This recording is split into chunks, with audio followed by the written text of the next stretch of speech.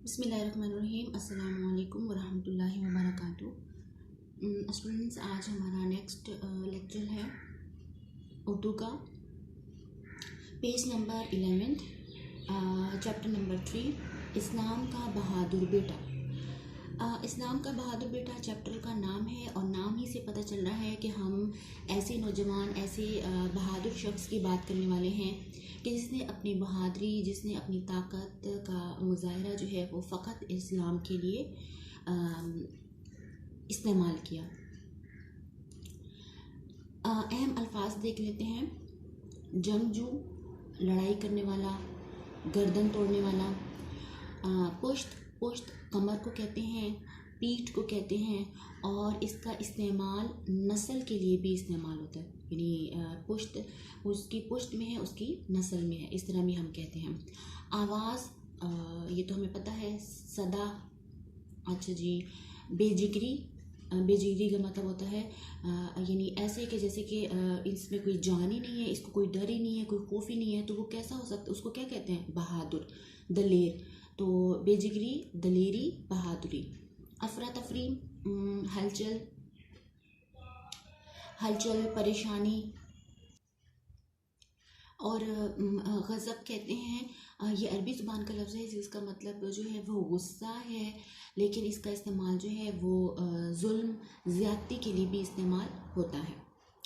अच्छा जी, सबसे पहले जो है हम ये देख लेते हैं कि आप सल्लल्लाहु अलैहि वसल्लम के जो सहाबा थे, आप सल्लल्लाहु अलैहि वसल्लम के साथ रहने वाले जो लोग थे उनको सहाबा कहते हैं। तो कम से कम जो है वो हम 6 जो है वो सहाबियों के नाम हमें पता होने चाहिए। तो हमें खुलफाए राशिदीन यानी जो 4 सहाबा थे उनके नाम हमें आते हैं। हज़रत अबू बकर सिद्दीक़ रज़ी अल्लाह तआला अन्हु, हज़रत उमर रज़ी अल्लाह तआला अन्हु, हज़रत उस्मान गनी रज़ी अल्लाह तआला अन्हु, हज़रत अली रज़ी अल्लाह तआला अन्हु। 4 ये हो जाते हैं। उसके बाद जो है हज़रत ज़ुबैर रज़ी अल्लाह तआला अन्हु, हज़रत साद बिन अबी वक़ास रज़ी अल्लाह तआला अन्हु। तो हम इस तरह और हमें बहुत सारे नाम आते हैं। हज़रत खालिद बिन वलीद रज़ी अल्लाह तआला अन्हु, बहुत सारे नाम हैं। अच्छा जी, और गज़वा किसे कहते हैं? गज़वा मैंने नात के चैप्टर में आपको बताया था कि गज़वा उस जंग को कहते हैं कि जिसमें आप सल्लल्लाहु अलैहि वसल्लम ने बाकायदा ख़ुद शिरकत की हो। और जिस जंग में आप सल्लल्लाहु अलैहि वसल्लम ने शिरकत नहीं की बल्कि एक फ़ौज भेजी है, उसको क्या कहते हैं? सिरिया, सीन रे ये है, सिरिया कहते हैं कि जिसमें आप सल्लल्लाहु अलैहि वसल्लम ने शिरकत ना की हो। अच्छा जी, हम चैप्टर का आगाज़ कर लेते हैं कि वो बहादुर बेटा कौन है। हज़रत साद बिन अबी वक़ास, हज़रत साद बिन अबी वक़ास रज़ी अल्लाह तआला अन्हु मक्का में पैदा हुए। माँ बाप ने उनका नाम साद रखा। बाज़ मौरख़ीन ने इनके नाम के साथ वक़ास लिखा है। इसका मतलब है जंगजू या गर्दन तोड़ने वाला। तो हमें पता चल गया कि इस्लाम का जो बहादुर बेटा जो इस चैप्टर में डिस्कस होने लगा है वो हैं हज़रत साद बिन अबी वक़ास रज़ी अल्लाह तआला अन्हु। तो साद रज़ी अल्लाह तआला अन्हु जो है वो आप सल्लल्लाहु अलैहि वसल्लम की खाला ज़ात थे। यानी आप सल्लल्लाहु अलैहि वसल्लम जो है वो आप सल्लल्लाहु अलैहि वसल्लम जो है वो का ननियाल इनसे ताल्लुक़ रखता था। अच्छा जी, दूसरा हम इनके बारे में और क्या जान सकते हैं? इनकी जो कुनियत थी, नाम तो साद था, कुनियत जो थी वो अबू इसहाक़ थी। अबू इसहाक़, जैसे इनकी वालिद की कुनियत क्या है? अबू वक़ास। तो कुनियत किसे कहते हैं? यानी बा, बेटा, और इस तरह अपनी औलाद की तरफ निस्बत करने से, जैसे उम्मे कुलसूम है ना, हम इस तरह पढ़ते हैं ना। और आप सल्लल्लाहु अलैहि वसल्लम की कुनियत क्या थी? अबुल कासिम, यानी आप सल्लल्लाहु अलैहि वसल्लम के बेटे एक बेटे का नाम कासिम था, तो अबुल कासिम। तो अरबों का ये बड़ा प्यारा सा दस्तूर था कि वो नाम की जगह पर जो है वो कुनियत का इस्तेमाल करते थे। मतलब नाम बहुत कम ही लोग जानते थे और इवन पुकारते थे, कुनियत के नाम से पुकारा जाता था, जो कि हमारे उसमें बिल्कुल ये नापैद हो चुका है, ख़त्म हो चुका है। तो इनकी कुनियत क्या थी? अबू इसहाक़, इसहाक़ इनके बेटे का नाम था, 2 बेटे थे इनके। अच्छा जी, और हम इनके मुतालिक अगर हम इंट्रोडक्शन में बात करें तो ये जो है जब आप सल्लल्लाहु अलैहि वसल्लम मदीना मुनव्वरा हिजरत कर रहे थे तो उस वक्त इनकी उम्र 30 साल थी। यानी कि हम दूसरे लफ्ज़ों में ये कह सकते हैं कि हज़रत साद बिन अबी वक़ास रज़ी अल्लाह तआला अन्हु आप सल्लल्लाहु अलैहि वसल्लम से 23 साल यानी 23 ईयर्स जो है वो यंगेस्ट थे, छोटे थे। और हम इनके मुतालिक ये बात कर सकते हैं कि वालिद का नाम हमें पता चल गया और वालदा का नाम क्या था, हमना था। वालदा का नाम हमना था। और हम इनके बारे में एक जो है वो मुझे बहुत ही प्यारा इनका वाक़या याद आ रहा है कि एक मरतबा जो है वो जंग में शरीक होने से पहले जो है वो हज़रत साद रज़ी अल्लाह तआला अन्हु ने ये दुआ की कि या अल्लाह मैं मैदान में उतरूँ और मुझे तो इतनी ताकत दे कि मैं जो हूँ उस ताकत से तमाम दुश्मनों का कला कमा करूँ और फिर जो है वो कामयाबी के साथ वापस लौटूँ। और साथ ही हज़रत अब्दुल्ला बिन जहश रज़ी अल्लाह तआला अन्हु खड़े थे, उन्होंने ये दुआ की कि या अल्लाह मुझे इतनी ताकत दे कि मैं मैदान में उतरूँ, कुफ़ार के साथ जो है वो अच्छे से मुकाबला करूँ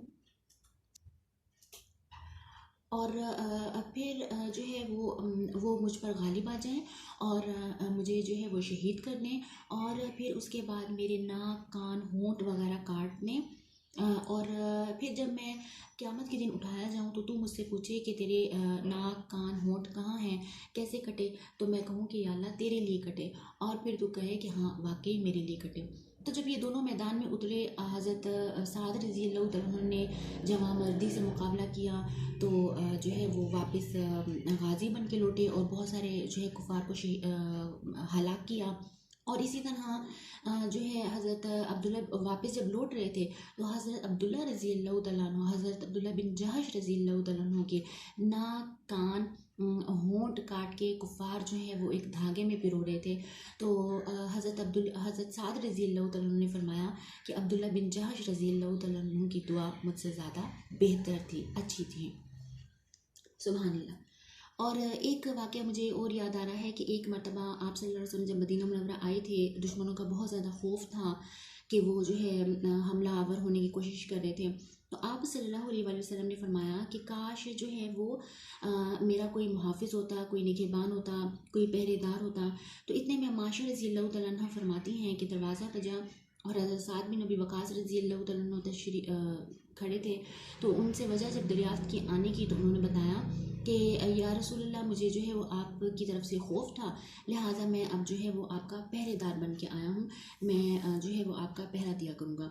तो इनको जो है वो आप सल्लल्लाहु अलैहि वसल्लम का पहरेदार होने का भी शर्फ हासिल है। अच्छा जी, अब हम पढ़ लेते हैं पैराग्राफ नंबर 1। हज़रत साद बिन अबी वक़ास रज़ी अल्लाह तआला अन्हु मक्का में पैदा हुए। माँ बाप ने उनका नाम साद रखा। साद का मतलब क्या होता है, सआदत से माखूज़ है, यानी नेक बख्ती, सआदत। सुभान अल्लाह। बाज़ मौरख़ीन ने इनके नाम के साथ वक़ास लिखा है। मौरख़ीन का मतलब क्या होता है, तारीख़ लिखने वाले, हमारी हिस्ट्री लिखने वाले, हमारा पास्ट लिखने वाले, उसको क्या कहते हैं, मौरख़ीन कहते हैं, तारीख़ से निकला है। वो ये कहते हैं कि कुछ जगहों पे जो है वो इनका नाम साद वक़ास है।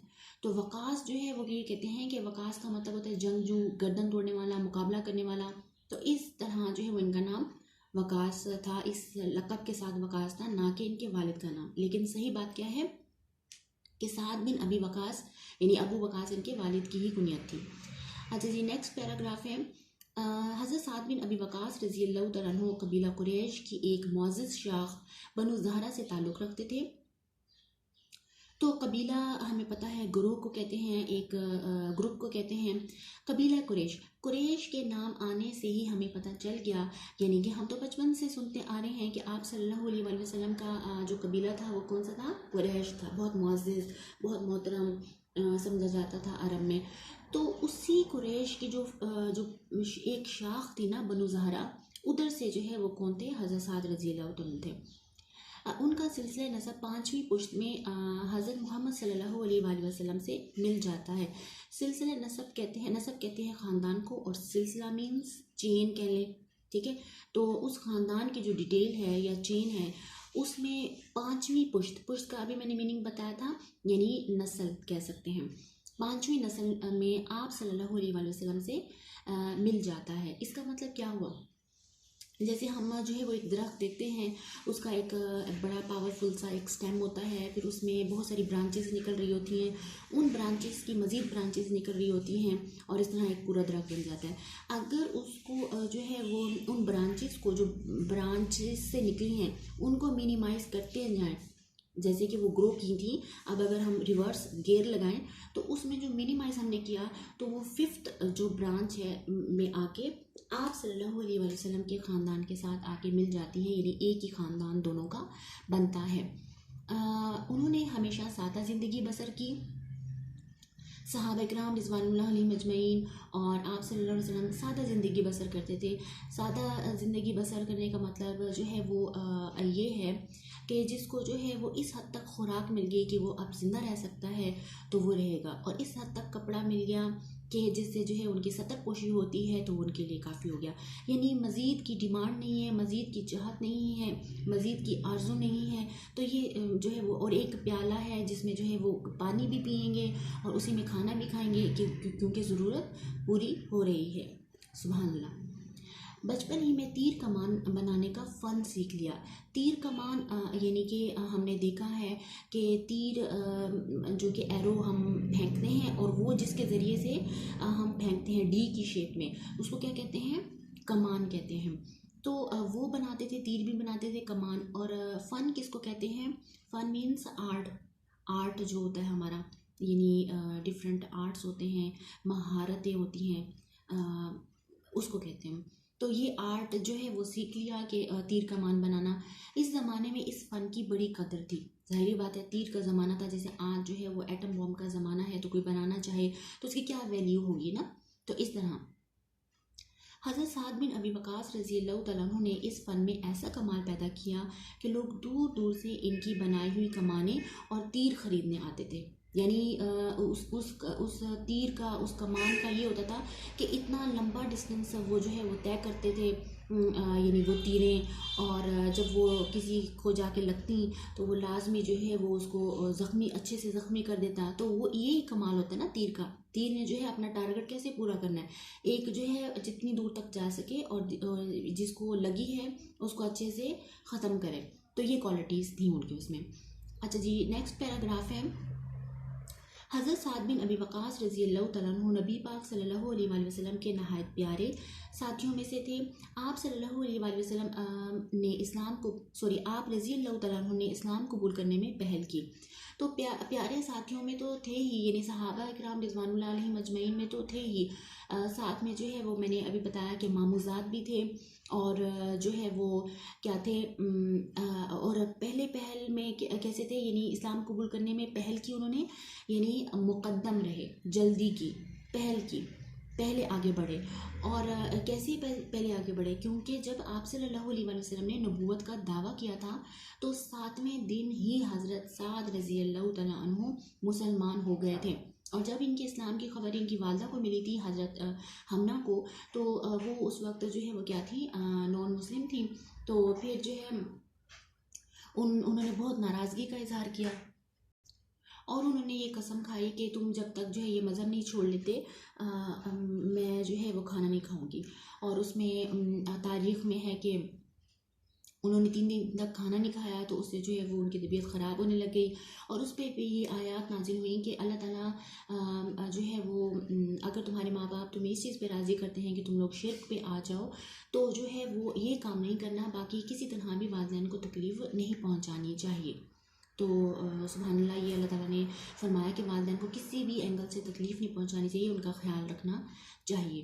अच्छा, ये एक्स्ट्रा में बात थी। आप रज़ी अल्लाह तआला अन्हु का शुमार उन असहाब में होता है। असहाब जमा है सहाबी की, मतलब साथी। इसका लफ्ज़ ये असहाब जो है वो अरबी का लफ्ज़ है जिसका मतलब ही साथी है। यानी जैसे ईसा अलैहिस्सलाम के साथ जो लोग रहते थे उसको हवारी कहा जाता था, आप सल्लल्लाहु अलैहि वसल्लम के साथ जो लोग रहते थे उसका सहाबी कहा जाता है। तो असहाब में होता था जिनको अल्लाह ताला ने कुरान पाक में अस्साबिकूनल अव्वलून कहकर पुकारा। इसमें जो क्या लिखा हुआ है ना, ये गलत लिखा हुआ है, एक और है आएगी, कहकर पुकारा और जन्नत की बशारत दी। अस्साबिकूनल अव्वलून यानी सबसे ज़्यादा पहले आगे बढ़ने वाले, तो पेशकदमी करने वाले। तो इनमें हम देखते हैं कि अम्मा खदीजा रज़ी अल्लाह तआला अन्हा ने इस्लाम फ़ौरन से कबूल किया। औरतों में और मर्दों में अबू बकर रज़ी अल्लाह तआला अन्हु ने, हज़रत साद रज़ी अल्लाह तआला अन्हु ने, बचपन यानी जो छोटे बच्चों में हज़रत अली रज़ी अल्लाह तआला अन्हु ने, इस तरह दूसरे भी सहाबा थे जिन्होंने फ़ौरन से बग़ैर जो है वो चूँ चना तहक़ीक़ किए हुए आप सल्लल्लाहु अलैहि वसल्लम का कलमा पढ़ा।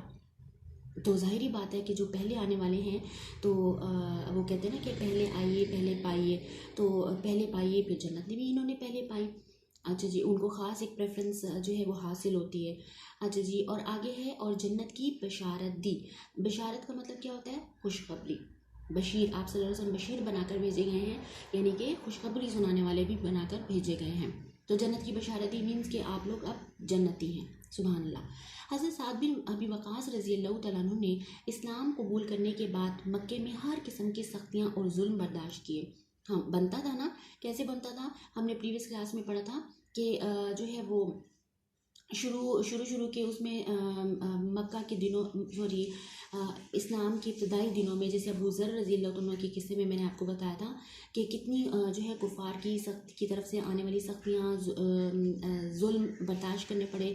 तो क्योंकि इन्होंने भी शुरू में इस्लाम कबूल किया था, तो शुरू में इस्लाम गालिब आया नहीं था, तो इनको सारी ये तकलीफ़ बर्दाश्त करनी पड़ी। तो इससे भी इंसान की ईमान की पुख्तगी का पता चलता है कि आज हम थोड़ी सी बात पे अपना ईमान बेच देते हैं और जो है वो सच बात करने से घबराते हैं, तो वाकई ये उनके ईमान की जो है वो दलील थी। आप रज़ी अल्लाह तआला अन्हु ने नबूवत के 13वें साल नबी पाक सल्लल्लाहु अलैहि वसल्लम के हुक्म से मदीने की तरफ हिजरत की। नबूवत के 13वें साल, यानी जब आप सल्लल्लाहु अलैहि वसल्लम ने ये फरमाया कि अब हमारा जुल्म जो है वो नाकाबिले बर्दाश्त हो चुका है, लिहाजा हम अब मदीना की तरफ रुख करते हैं, तो जो है वो तमाम सहाबा किराम रिज़वानुल्लाह अलैहिम अजमईन ने जो है वो लब्बैक कहा और चल पड़े। और ये कितनी बड़ी बात है ना कि ठीक है, हमने कलमा पढ़ा, हाँ हमने कलमा पढ़ा, लेकिन हम अपना घर बार कैसे छोड़ के जाएं? हमारा तो सारा जो है वो कारोबार यहाँ पर है, हमारा सारा ख़ानदान यहाँ पर है, हम कैसे छोड़ के जाएं? लेकिन आप रज़ी अल्लाह तआला अन्हु ने आप सल्लल्लाहु अलैहि वसल्लम के साथ हिजरत की। नेक्स्ट हमारा पेज है 12th। हिजरत के 2 साल बाद बदर की लड़ाई पेश आई। इस लड़ाई में तकरीबन 1000 काफिरों के मुकाबले में सिर्फ 313 मुसलमान थे। मुसलमानों के पास लड़ाई का पूरा साजो सामान भी न था, लेकिन इस मुट्ठी भर मुसलमान अल्लाह की राह में ऐसे जोश से लड़े कि उन्हें हथियारों या तादाद की भी परवाह ना थी।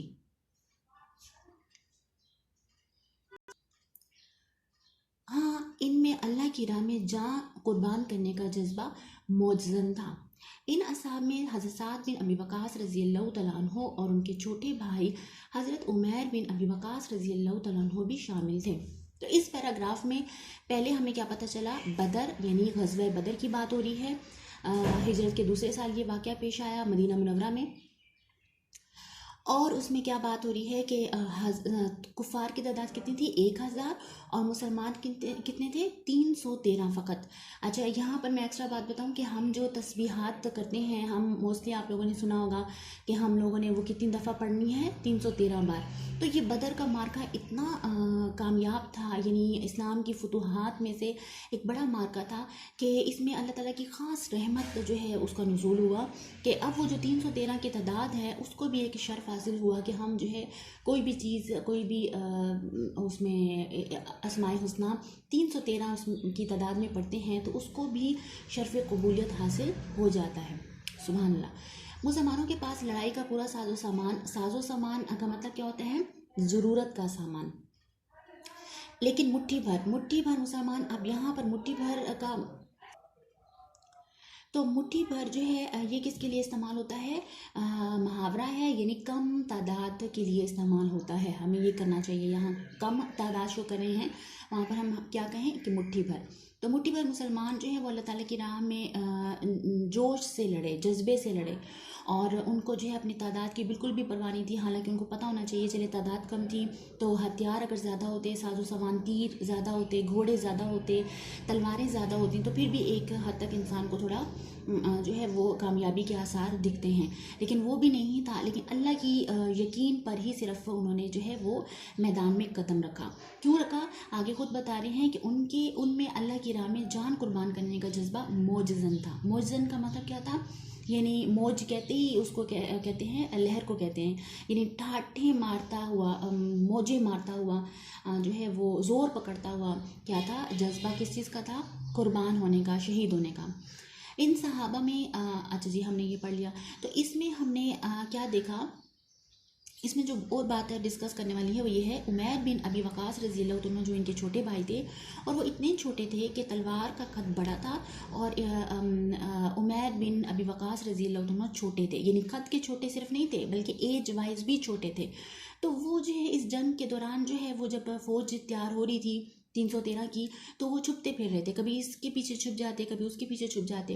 तो हज़रत साद रज़ी अल्लाह तआला ने पूछा कि तुम इधर उधर क्यों छुप रहे हो? तो उन्होंने कहा कि मैं इतना छोटा हूँ कि मुझे ये डर है कि आप सल्लल्लाहु अलैहि वसल्लम मुझे जंग में जाने से मना ना कर दे। तो फिर जो है जब आप सल्लल्लाहु अलैहि वसल्लम ने लश्कर की जो है वो छानबीन की, कि उसको परखा कि किस तरह के लोग हैं और कितने लोग हैं ये जो हम जंग के लिए जा रहे हैं, तो उसमें जो है जब उमैर रज़ी अल्लाह तआला पर नज़र पड़ी तो उनको तो मना कर दिया कि आप बहुत छोटे हो, आप नहीं जा सकते।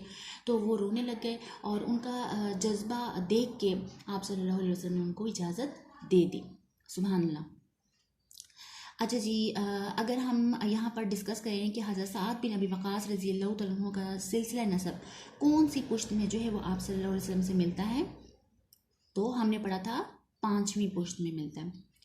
अच्छा जी, और अगर मैं ये पूछूं कि हज्जतुल विदा के मौके पर आप सल्लल्लाहु अलैहि वसल्लम के साथ कितने मुसलमान मदीना से तशरीफ़ मक्का मुकरमा तशरीफ़ ले गए, तो यकीनन इसका आप आंसर नहीं दे पाएंगे, तो हम इसको आगे पढ़ेंगे। नेक्स्ट पैराग्राफ है, अगले साल ग़ज़वा उहद में भी मुसलमान ग़ज़वा बदर की तरह इस बेजिगरी से लड़े कि काफिरों को भागने पर मजबूर कर दिया। बेजिगरी का मतलब क्या होता है, यानी बेजिगर, यानी इसका तो जिगर ही नहीं है, इसकी तो जान ही नहीं है, यानी ये अपना ये तो ऐसे है जैसे इसको किसी चीज़ का खौफ ही नहीं है कि कोई इसको जो है वो ख़त्म कर देगा। हम ये क्या, इस तरह इस एंगल से बात हो रही है। तो जब किसी को किसी चीज़ का खौफ नहीं रहता तो उसको क्या कहते हैं, बहादुर, दलेर। तो बेजिगरी का मतलब क्या हुआ, दलेरी से, बहादुरी से। ग़ज़वा उहद का पहाड़, इस मकाम पर जब जंग लड़ी गई, और कैसी जंग के जिसमें आप सल्लल्लाहु अलैहि वसल्लम ने शिरकत की हो, उसे ग़ज़वा कहते हैं ना, तो इसको ग़ज़वा उहद कहा गया। उससे अगले साल यानी बदर के अगले साल तो उस पर भी काफिरों को भागने पर मजबूर कर दिया। एक इत्तफाकी गलती की वजह से लड़ाई का पासा पलट गया। पासा पलट गया मीन्स काया पलट गई, यानी कहानी बिल्कुल अपोजिट हो गई। गलती ये थी कि करीबी पहाड़ी पर नबी पाक सल्लल्लाहु अलैहि वसल्लम ने 50 तीर अंदाज़ों को इस गर्ज से खड़ा किया। इस गर्ज से खड़ा किया यानी इस वजह से खड़ा किया कि वो मुसलमानों को, ये काफिरों को मुसलमानों पर पीछे की तरफ से आकर हमला करने से रोके। नबी पाक सल्लल्लाहु अलैहि वसल्लम ने साथ ही ये हुक्म भी दिया था कि किसी भी हालत में अपनी जगह नहीं छोड़नी। कुफार वापस भागे तो तीर अंदाज़ों ने वो जगह छोड़ दी। उनका ख्याल था कि काफिरों को शिकस्त हो गई है और माले गनीमत समेटने का वक्त है, लेकिन काफिरों ने घाटी का चक्कर लगाकर पीछे की तरफ से मुसलमानों पर हमला कर दिया। इस अचानक हमले से अफरा तफरी फैल गई। अफरा तफरी का मतलब क्या है, हलचल, परेशानी, घबराहट। मजीद गज़ब ये हुआ, ये गज़ब का हमने भी मीनिंग ये पढ़ा कि जुल्म ये हुआ, ज़्यादती ये हुई कि रसूल पाक सल्लल्लाहु अलैहि वसल्लम की शहादत की खबर फैल गई। इस पर बाज़ मुसलमानों ने सोचा कि अब लड़ाई से क्या हासिल। वो अपनी अपनी तलवारें लेकर दुश्मन की सफ़ों में घुस गए और लड़ते लड़ते शहीद हो गए। सफ़ कहते हैं रो को, रो हम एक रो की बात कर सकते हैं, अभी मैं समझाती हूँ। अच्छा जी, अब हम इस पैराग्राफ में क्या पढ़ रहे हैं, ओहद की बात हो रही है। ओहद के थोड़ा जो है वो पस मंज़र बयान हो रहा है, और उसमें क्या बताया गया है कि उसमें भी मुसलमानों ने बहुत दलेरी से मुकाबला किया और जीतने के बिल्कुल करीब आ चुके थे। तो आप सल्लल्लाहु अलैहि वसल्लम ने कुछ जमात को ये कहा था कि आज भी वो मकाम है कि छोटी छोटी पहाड़ियाँ हैं, और पहाड़ियों टीले भी होते हैं, पहाड़ियाँ भी होती हैं, तो उस पे जो है वो उसकी बैक पे वहाँ से जो है कुफार क्या करें, हमला ना करें, आप लोगों ने तीर लेके खड़े ही रहना है। तो जब वो तीर लेके खड़े रहे, तीर बरसाते रहे, तो वो तो उतर गए, चले गए। तो जब ये चले गए तो इन्होंने ये समझा कि आप सल्लल्लाहु अलैहि वसल्लम ने तो कुफार की वजह से कहा था कि वो हम यहाँ पर खड़े रहें और उन पर तीर बरसाते रहे। अब जब वो ही नहीं रहे तो लाजमी बात है कि हमें यहाँ से हट जाने का हुक्म होगा। उन्होंने भी कोई नाफरमानी एक लिहाज से नहीं की, यानी वो एक लिहाज से समझे नहीं थे। तो जब वो वहाँ से हटे तो कुफ़ार ने क्या किया कि जो है वो दूसरी साइड पे, यानी उस साइड से नहीं बल्कि दूसरी साइड से आकर, यानी पहाड़ के दूसरे किनारे से आकर उन पर अटैक किया। अब क्योंकि मुसलमान तो इस एंगल, पहाड़ के एक एंगल से देख रहे थे, हाँ एक एंगल के एक डायरेक्शन की तरफ देख रहे थे, और जो है वो दूसरी डायरेक्शन की तरफ से उन्होंने अटैक किया। तो यहाँ पर माले गनीमत की बात हुई है, तो माले गनीमत कहते हैं कि जंग में जब हम हिस्सा लेते हैं, कुफार का मुकाबला करते हैं, तो वहाँ का उनका सामान, उनका जितना भी पैसा है, जितनी भी दौलत है, जितने भी मवेशी हैं, वो उसको क्या कहते हैं, माले गनीमत कहते हैं। कि वो अब गनम वैसे भेड़ बकरियों को कहते हैं, वैसे अगर इसका प्रॉपरली मतलब देखा जाए, अरबी का लफ्ज़ है। और इसको ये भी कह सकते हैं कि मुफ्त का माल भी कह सकते हैं, पसंदीदा माल भी कह सकते हैं। लेकिन फिर ये टर्म जो है वो सिर्फ़ और सिर्फ जंग में जो मुफ्त का माल मिलता है उसके लिए इस्तेमाल होने लगा। कि वो कि अब तो जंग ख़त्म हो गई है, अब जो माल है वो समेटने का टाइम है कि हम वो क्या करें, उठाएं। तो अच्छा, तो फिर क्या हुआ, फिर जो है वो मुसलमान वहाँ से हट गए, और फिर उन्होंने जब अचानक से अटैक किया तो अफरा तफरी फैल गई। क्यों अफरा तफरी फैल गई? क्योंकि आप उसके लिए तैयार ही नहीं थे, आप उसके लिए प्रिपेयर ही नहीं थे। तो फिर फ़ौरन से इंसान बुखलाहट का शिकार हो जाता है, अफरा तफरी फैल जाती है, आपको सोचने समझने की सलाहियत ख़त्म हो जाती है कि हम अब कैसे हमला करें, कहाँ से हमला करें। तो फिर जो है, और दूसरी उस पर जुल्म ये हुआ, ज़्यादती ये हुई कि किसी ने जो है नाउज़ुबिल्ला आप सल्लल्लाहु अलैहि वसल्लम के शहीद होने की खबर जो है वो फैला दी थी कि नाउज़ुबिल्ला आप सल्लल्लाहु अलैहि वसल्लम शहीद हो गए हैं। तो उससे भी इन मुसलमानों के हौसले थोड़े पस्त हो गए, और वो हिम्मत हार गए, और उन्होंने कहा कि अब तो हम मैदान में जाते हैं, अब तो जीने का कोई फ़ायदा ही नहीं है। तो हम जो है वो दुश्मनों की सफ़ों में घुस गए। अब सफ़ किसको कहते हैं? जंग का ये दस्तूर होता है कि वो ग्रुप फॉर्म में आता है, यानी पहला एक ग्रुप आता है, अगर वो कामयाब हो जाता है वेल एंड गुड, नहीं तो फिर दूसरा ग्रुप आता है, तीसरा ग्रुप आता है। उन ग्रुप्स में भी जो है वो क्या होती हैं, रोज़ होती हैं, first row, second row, third row. यानी फर्स्ट रो पहले लड़ेगी, अगर वो अच्छे से लड़ रही है तो ठीक है, नहीं तो अगर वो मारी गई तो फिर दूसरी रो आगे आती है। तो उन्हीं सफ़ों की बात हो रही है कि पहली, दूसरी, तीसरी, बस उन सफ़ों के दरमियान में चले गए और फिर शहीद हो गए। नेक्स्ट पैराग्राफ है, इधर नबी पाक सल्लल्लाहु अलैहि वसल्लम अपने चंद जानिसारों के साथ लड़ाई के मैदान में जम कर खड़े थे। जान निसारों यानी आप सल्लल्लाहु अलैहि वसल्लम पर जान निसार करने वाले, जान कुर्बान करने वाले, यानी सहाबा किराम रिज़वानुल्लाह अलैहिम अजमईन के साथ जो है मैदान पर जम कर खड़े थे, यानी अच्छे से मुकाबला कर रहे थे। इन जानिसारों में हज़रत साद बिन अबी वक़ास रज़ी अल्लाह तआला अन्हु भी शामिल थे। हज़रत साद बिन अबी वक़ास रज़ी अल्लाह तआला अन्हु माहिर तीर अंदाज थे। माहिर तीर अंदाज यानी वो तीर कमान बनाने का फ़न तो उनको आता था, लेकिन तीर अंदाजी में भी, तीर मारने में, तीर फेंकने में भी जो है वो क्या थे, माहिर थे। माहिर थे, महारत से निकला है, यानी एक्सपर्ट थे।